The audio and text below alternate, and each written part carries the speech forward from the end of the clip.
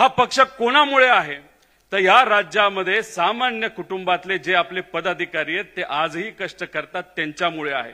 हा पक्ष कोणामुळे आहे तर हा सामान्य कार्यकर्त्यांमुळे आहे। हा पक्ष कोणामुळे आहे तर आजपर्यंत आपल्या पक्षावर आपल्या विचारावर विश्वास ठेवलेले सामान्य या राज्याचे नागरिक यांच्यामुळे हा पक्ष आहे। आणि मी सगळ्यांनाच मनापासून आपल्या या पक्षाच्या वर्धापन दिनानिमित्त तिथं शुभेच्छा देतो।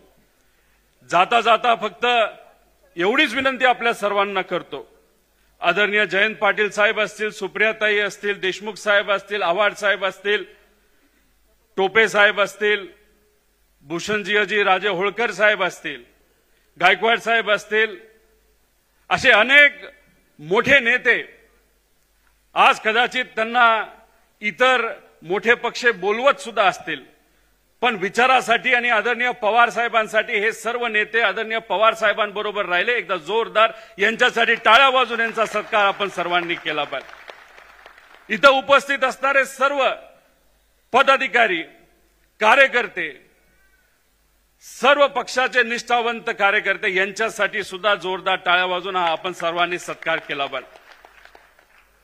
काही लोक म्हणतात सत्ता नाही आता करायचं काय।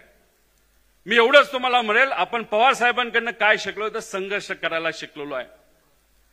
पवार साहेब हे सत्तेत राहिले पण 20-22 वर्ष ते विरोधात सुद्धा राहिले, लोकात गेले, लोकांना काय पाहिजे हे त्यांनी समजून घेतलं आणि ते समजून घेतल्यानंतर जेव्हा सत्ता आली तेव्हा लोकांच्या हितासाठी पवार साहेबांनी काम केलं।